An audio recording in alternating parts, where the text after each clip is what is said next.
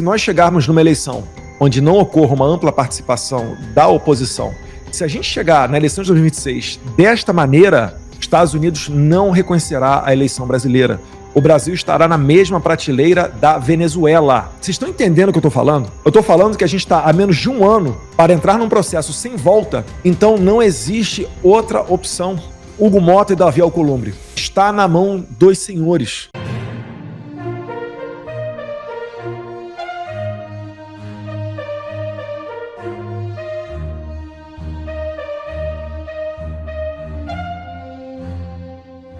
Ministra renuncia a cargo após chamar pobres de mendigos disfarçados. É isso mesmo. A ministra do Trabalho e Segurança Social de Cuba, Marta Helena Feitó, apresentou sua renúncia após provocar uma onda de indignação com sua declaração de que no país não existiam mendigos, mas sim indivíduos disfarçados de mendigos. As ruas de Cuba, repletas de pessoas revirando lixeiras, idosos dormindo em portais e cidadãos solicitando ajuda financeira, contradizem as afirmações da ministra e desafiam a narrativa do projeto social da revolução. Lembramos que há muito tempo atrás, algo semelhante ao que está acontecendo no Brasil agora aconteceu em Cuba. Sanções dos Estados Unidos vieram, acusaram Estados Unidos de imperialismo, fecharam as portas para o mundo e hoje se encontram nesta situação. Será que teremos que sofrer o mesmo destino? CNA não vai a comitê sobre tarifaço e faz críticas ao governo. É isso mesmo. Entidade que representa os produtores rurais afirma que o Brasil retorna às manchetes internacionais por suas crises políticas pessoais internas e fala em obsessão com o passado. A política nacional insiste em girar em torno de uma pauta estéril, paralisante, marcada por radicalismos ideológicos e antinacionais, diz a CNA ao falar sobre o Brasil e o tarifaço de Trump. A entidade colocou o governo Lula como o principal culpado pela crise após o tarifaço. Pautas como perseguição à oposição e políticas anti-americanas incomodaram os líderes do agro. Em contato para saber o motivo de não participar da reunião com o governo Lula, a reportagem não obteve resposta. Pelo jeito, começaram a abandonar o barco, e a única solução será mesmo a anistia geral e restrita para os perseguidos políticos. Se o Brasil optar por essa linha do Alexandre de Moraes de sempre dobrar a aposta contra o Trump, a gente vai chegar nesse momento. Até lá vai ser muita coisa, vai estar acontecendo, né, disso que a gente falou aqui de sistema SWIFT, congelamento de bens, etc. e tal, resultado da seção 301 e assim por diante. Se nós chegarmos numa eleição onde não ocorra uma ampla participação da oposição, onde o sistema brasileiro não tenha mecanismos mínimos de auditoria, e não adianta ficar repetindo de que o próprio software faz auditoria dentro da urna eletrônica, porque por definição isso sequer é auditoria. Tá? Eu estou falando, não precisa ser o voto impresso não, pode ser o voto na pedra, mas estou falando de meios de se fazer uma recontagem dos votos, né, auditoria verdadeiramente. Se a gente chegar na eleição de 2026 desta maneira, Estados Unidos não reconhecerá a eleição brasileira. O Brasil estará na mesma prateleira da Venezuela. Vocês estão conseguindo vocês estão entendendo o que eu estou falando? Eu estou falando que a gente está a menos de um ano para entrar num processo sem volta, onde você, cidadão comum, vai, em pouco tempo, estar caçando cachorro na rua. Não achem que isso é algo longe. O cidadão venezuelano, se você falar para ele que há 10, 15 anos atrás ele imaginaria que estaria caçando pombo na rua, ele te diria, Eduardo, falaria que você é um louco. Porque a Venezuela é um país tão rico quanto o Brasil em termos de recursos naturais, cerca de 30 milhões de habitantes.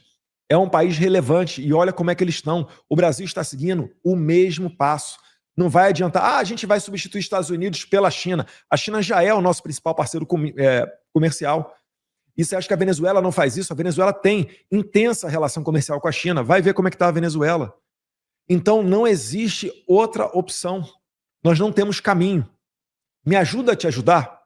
Vamos dar uma lidinha na carta do Trump, ver quais são os pontos que ele está reclamando, dar um primeiro passo, uma primeira sinalização como sociedade madura, como país maduro, para a gente abrir um canal de comunicação e sentar à mesa numa melhor posição. É simplesmente isso. Fora isso, não há nada que Eduardo e Paulo Figueiredo possam fazer. Eu queria só ler aqui uma matéria da Folha de São Paulo, né? Mota e Alcolumbre falam em soberania, apoiam Lula e isolam ainda mais Bolsonaro. Prezada Folha de São Paulo, que eu não vou botar a palavra na boca aqui dessas 3 pessoas, isolam Bolsonaro é o de menos. Isso não soluciona a questão. Mudar a postura do Brasil, sim, pode fazer alterar a questão tarifária e trazer uma solução, ou ao menos um afago, aos produtores brasileiros e à economia nacional. Eu me coloco aqui à disposição, né? Contem comigo, presidente da Câmara, Hugo Mota, presidente do Senado, Davi Alcolumbre, não o Alckmin. O Alckmin aqui... Como é que vai levar o cara que estava posando com um terrorista do Irã? Pessoas que mataram americanos. Exato, não tem como. Não tem como. Mas Hugo Mota e Davi Alcolumbre, o Congresso tem total condição de ser protagonista nesse imbróglio. Total, absoluta. Porque do Congresso pode, deve e, Deus quiser, sairá a anistia ampla, geral e restrita. É o único caminho. Os senhores fazendo algum tipo de sinalização nesse sentido, eu garanto a vocês, eu e o Paulo Figueiredo a gente vai ter muita satisfação em abrir esse canal de comunicação onde os senhores trarão as demandas, né, desse setor produtivo brasileiro junto conosco para apresentar aos americanos. Aí sim é a possibilidade de uma abertura real de um canal de diálogo, de conversação para solucionar o problema. Está na mão dos senhores. Não na mão do Alckmin, mais uma vez, e nem do Lula, que já fez muito pior, inclusive. Não vão... A dificuldade do presidente Trump conversar com o presidente Lula é muito grande, né? E o Itamaraty é um órgão muito ineficiente. Eu vou confidenciar aqui que é complicado o Itamaraty também atuar quando você tem um presidente falando tanta besteira, né? É verdade, mas nós sentamos numa mesa ontem com as 8 pessoas... 8 pessoas mais importantes em relação ao Brasil. Escutem isso, escutem isso. Não, isso é real. Os caras viraram pra gente e falaram assim, quem é a embaixadora do Brasil mesmo, hein? Como é o nome dela, hein? Nunca vimos. Não, acho que nunca tivemos com ela. Como é o nome? Aí o Eduardo Aí eu falei, Viotti, eu lembrei do sobrenome, né? Lembrou. Eu não lembro se é Maria, se é Ana, mas é um nome comum, depois Viotti. Enfim, a bateção de cabeça que os ninguém sabia responder. Os caras não sabiam o nome da embaixadora do Brasil, meu Deus do céu. A gente tá em Washington. Dentro do Departamento de Estado. Dentro. Pessoal, só para vocês saberem, por exemplo, Emirados Árabes Unidos, todos esses países do Oriente Médio, eles mandam pessoas da família real para serem os embaixadores dos seus países aqui em Washington, D.C., na capital dos Estados Unidos. O embaixador do Emirados Árabes Unidos, que é um sheik, ele tem contato direto com Mohammed bin Zayed, que é o presidente dos Emirados Árabes Unidos. É como se fosse um 12º ministro. O cara tem contato direto, porque o posto aqui é tão chave que é esse o nível da coisa que a gente está falando. Tá? Claro. E, em contrapartida, os Estados Unidos sequer, com 7 meses de governo Trump, sequer nomearam um embaixador para o Brasil. Sim. Então, assim, vocês têm... A saída não virá por Lula... A saída não virá por Alckmin, a saída não virá pelo Itamaraty.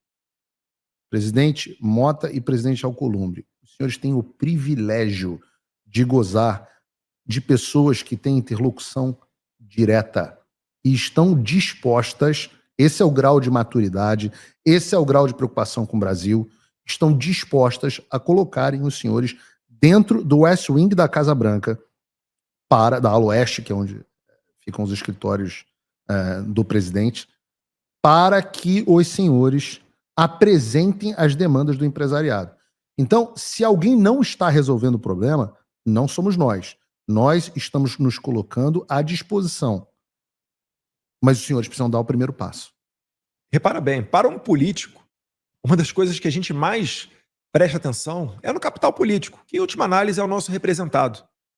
A gente está aqui abrindo a possibilidade daquilo que melhor eu posso oferecer, né, o Paulo também, para Davi Alcolumbre e Hugo Mota.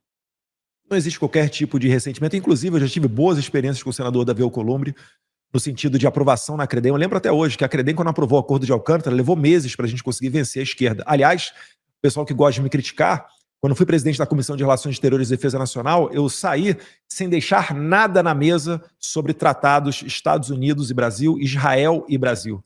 Eu consegui vencer a tropa de elite do PT e do PSOL em todas as pautas relevantes para reposicionar o Brasil de mãos dadas com o mundo livre. Coisa que nem todo mundo consegue fazer. Aécio Neves, que era poderosíssimo no passado, no final do governo FHC, não conseguiu fazer. Eduardo Bolsonaro conseguiu fazer. Eu acho que é um privilégio. Os caras. E Davi Alcolumbre aprovou no Senado depois, de maneira, sem nem falar comigo, sem nenhum tipo de vaidade, Davi Alcolumbre aprovou o acordo de Alcântara, então sou muito grato a ele nesse sentido, ainda lembro até hoje. E aí a gente entende quem são Davi Alcolumbre, Hugo Mota, a posição política deles, são políticos de centrão, a gente Sim. lida bem com isso, né? Eu acho que tem uma característica sua muito grande, que você lida bem com o centrão, mas eu digo que eles têm o privilégio enorme de gozar o que poucos países gozam de uma pessoa com interlocução, com apreço e etc, etc, e que será ouvida. Se não quiserem utilizar, se quiserem continuar, a responsabilidade está no colo dos senhores. Lamento, mas os senhores são presidentes da Câmara e do Senado, grandes poderes trazem grandes responsabilidades. Eduardo, eu quero só fazer uma pergunta aqui. Não é incômoda não, né? É incômoda. Se aproximando do encerramento, dizendo o seguinte, estou recebendo muito aqui dos patronos, no superchat, etc. Caso o seu pai é o plano A, tá claro isso, seu pai é o candidato, é o que a população brasileira quer, a gente entende isso, é um presidente que tem uma história bem sucedida no Brasil e o povo brasileiro quer Jair Bolsonaro presidente. Nós estamos numa guerra, nem todas as batalhas às vezes são vencidas na guerra. Nós estamos nesse momento brigando pela anistia ampla, geral e restrita, que liberaria o seu pai da prisão. Ainda, no entanto, ele teria os problemas das duas ineligibilidades que ele tem, que podem ser resolvidos e a gente vai buscar resolver. Caso esses problemas da ineligibilidade não sejam resolvidos, falei que a pergunta era incômoda. Você está pronto para ser o candidato à presidência da República do Brasil representando a direita em 2026? Eu aceitaria esse desafio, né, com a condição de ter o apoio do meu pai. Por óbvio, ele é o candidato legítimo, ele é que tem o voto, né? Se ele entender dessa maneira, certamente eu me candidataria. Mas para a gente chegar nesse momento, a gente passa pela anistia ampla, geral e restrita. Pela anistia, porque a anistia ela vai, além de trazer justiça e paz de espírito, né, para o Brasil seguir adiante e voltar a debater temas de repercussão nacional, como o que eu quero mais fazer é falar sobre energia, relações internacionais, geopolítica, segurança pública, que é outro ponto que a gente abordou dentro do State Department, né? Essa questão do Lula, né, indo sempre na contramão da segurança, mas isso daí passa não somente pela anistia, mas também por reduzir a interferência do Moraes, reduzir o poder que o Moraes tem sobre o Congresso Nacional. E uma vez o Moraes sendo isolado, acalmado, seja lá qual palavra você queira utilizar, eu acho que ele deveria se tornar professor de uma universidade, né? Ou quem sabe até embaixador, por que não, né? Em outro país, tomar conta da vida dele, prestaria um serviço muito melhor do que ele está fazendo no agora Irã, por que não no Irã, né? Vai para o Irã, fazer relações diplomáticas lá com os ayatolás. Exato. Então isso tudo passa pelo momento que a gente está vivendo agora. E eu acredito muito que, tendo êxito nesse projeto, a gente vai fazer florescer um caminho para que o Jair Bolsonaro saia presidente. Esse é o melhor dos cenários. Mas se não lograrmos êxito, aí eu aceitaria sim o desafio de me candidatar à presidência, né, podendo retornar para o meu Brasil sem ser preso, afinal de contas eu não cometi crime nenhum, e aí sim poder ser ali o representante da vontade popular, obviamente sempre ao lado do Jair Bolsonaro. E uma coisa importante na questão da conversa com o governador Tarcísio é que, apesar de a gente discutiu esse tema, acho que vale dizer aqui, ele diz, eu não sou candidato nenhum do sistema, porque eu não sou candidato, eu não vou ser candidato, não tenho hipótese de ser candidato, não quero ser candidato, eu vou apoiar o seu pai ou quem o seu pai indicar, né? Ele deixou isso muito claro. Mas ele pode ser um dos indicados, está no radar, né, vamos dizer assim. As pesquisas ventilam vários nomes, eu, Michele, Tarcísio, o governador Ratinho, ele diz que não quer, governador afirmou Caiado categoricamente a você e a mim que não quer, que as pessoas vão se surpreender e que ele é candidato ao governo de São Paulo. Ele não queria ser candidato ao governo de São Paulo também. Eu sou um homem... Mas não tem problema não, na verdade é o seguinte, já tem grupo que fala que gosta da ideia de eu sair candidato, caso o Bolsonaro não consiga, né? Já tem grupo que fala que gostaria que o Tarcísio saísse candidato e cada um, enfim, isso aí da democracia. Eu não fico... Eu posso ser considerado uma pessoa ingênua, então eu acredito no que o governador me falou. Nos falou. Não, também acredito no que ele falou, eu não vejo movimentação direta, né, a fim de tirar o Bolsonaro e colocar o Tarcísio. Cada um pode tirar a sua conclusão, assim como tem gente que acha que a gente está prestando um desserviço à nação aqui, né, cada um que tire a sua conclusão, mas E Essa você não palavra está final sobre preocupado, apoio né? é do Jair Bolsonaro. Você está preocupado em fazer o certo, independente Sim. de se a população não compreender. Se fizesse um acordo falando assim, se tivesse a garantia de que sairia a anistia e eu precisasse me exilar aqui durante um bom tempo ou abrir mão de uma candidatura em 2026, eu o faria.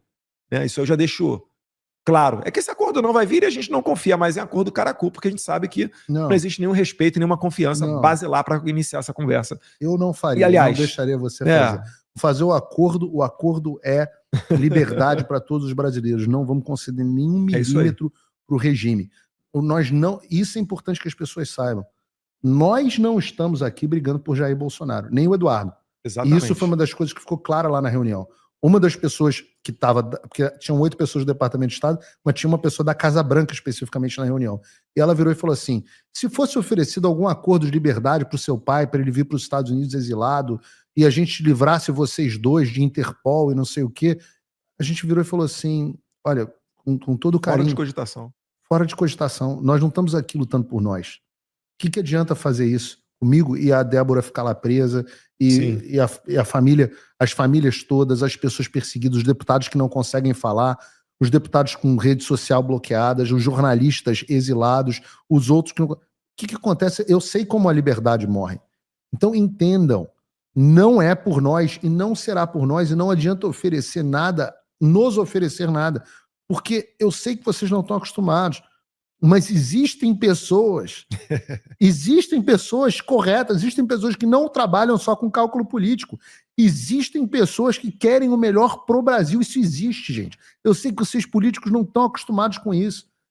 Eu lido com muito político, por isso que eu estou tão perto do Eduardo, porque é uma pessoa que compartilha dessa visão, e porque isso é raro. É por isso que eu estou aqui endossando ele para presidente, porque eu não vejo isso em outros lugares. Mas existem pessoas que querem o melhor. Existem pessoas altruístas, existem pessoas que submetem a Deus. Isso existe. Não percam a fé, não sejam cínicos, não tenham uma visão nihilista de Game of Thrones, de que tudo é o jogo dos tronos e que todo mundo quer ferrar todo mundo, não sei o quê. Não, quantas vezes eu já vi o Eduardo pegar pessoas que sacanearam ele e ele falar assim, não, tudo bem, vamos fazer o certo, isso aqui não é justo eu sacanear esse cara. Quantas vezes eu testemunhei, não foi comigo, foi com os outros. E aí, como as pessoas tratam os outros, que é a minha régua, não para como trata comigo, porque comigo pode ser conveniente agora, pode não ser amanhã, e aí depois eu sofro as consequências. Então reparem só, eu já tenho uma maneira de satisfazer uma das maiores reclamações do meu pai. Né? Ele reclamou ontem que ele não pode encontrar um neto dele que leva o nome dele. Se eu for por uma linha daquilo que o Paulo Figueiredo apresentou, eu consigo levar minha família para o Brasil e sem ser processado, sem nada, etc. Não ter problema com a Interpol. Mas isso para nós não nos basta. A gente está aqui, entendam, igual o Gerson Camarote bem entendeu, é para o tudo ou nada. Não estou preocupado em retornar para o Brasil para ter os privilégios de uma vida de deputado federal. Que o salário nunca atrasa, um baita salário, etc. A gente está preocupado com o país. E a gente entende o cenário, entende o jogo que a gente está jogando. É por isso que a gente tem apoiado e dado graças a Deus que o Trump está olhando com atenção pessoal para o Brasil. Ele fala o nome do Jair Bolsonaro, mas ele sabe que a eleição do ano que vem passa por Bolsonaro. E ele não quer o Brasil, mais uma vez, virando uma Venezuela. Se optar por esse caminho, vai receber o tratamento de narcoditadura. Estamos chegando perto de 65 mil pessoas e eu vou me despedir aqui. Agradeço aqui imensamente a audiência de vocês. Deus abençoe o Brasil, Deus abençoe a América. E amanhã às 3 horas da tarde teremos mais um Paulo Figueiredo Show. Um abraço, fiquem com Deus. Bom, pessoal, esse foi mais um vídeo.